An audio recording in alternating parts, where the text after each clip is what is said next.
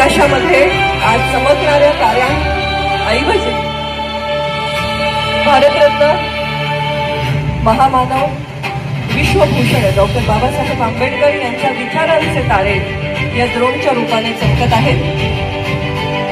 अनेक विक्रम ज्यांनी साकार केले, ज्यांच्या पदव्या लिहायला कदाचित कागद अपुरा पडेल इतका बुद्धिमान असं व्यक्तिमत्व, पहिले भारतीय ज्यांनी परदेशामध्ये जाऊन अर्थशास्त्रामध्ये PhD ही सर्वोच्च पदवी संपादन केली, भारताचे पहिले कायदे मंत्री, मजूर मंत्री, सगळ्यांना समान हक्क मिळावा यासाठी संविधानामध्ये सामाजिक न्याय, समता आणि बंधुता यांचं दृढ असं अधिष्ठान देणारे भारतीय राज्यघटनेचे शिल्पकार महामानव डॉक्टर बाबासाहेब आंबेडकर यांचं हे 135वे जयंती वर्ष, हे जयंती वर्ष एक प्रेरणादायी वर्ष असावं यातून साकार झालेला हा सोहळा. एक सीमारेषांची चौकट नाही, तर ती असंख्य भाषा, विविध धर्म आणि जाती जमातींच्या गुंतागुंतीतून आकार घेतलेली आणि संस्कृतींच्या अखंड प्रवाहाने समृद्ध झालेली एक दिव्य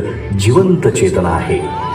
या विविधतेच्या विराट सागरातही एकात्मतेची अखंड ज्योत तेवत ठेवणारे जे अमृत आहे ते म्हणजे भारतीय संविधान. या संविधानाचे शिल्पकार म्हणजे डॉक्टर बाबासाहेब आंबेडकर, एक असा महामानव ज्यांच्या विचारांची उंची हिमालया एवढी भव्य, ज्यांच्या संघर्षाची गाथा समुद्रा एवढी अथांग आणि ज्यांच्या कार्याची किमया आकाशा एवढी व्यापक आहे.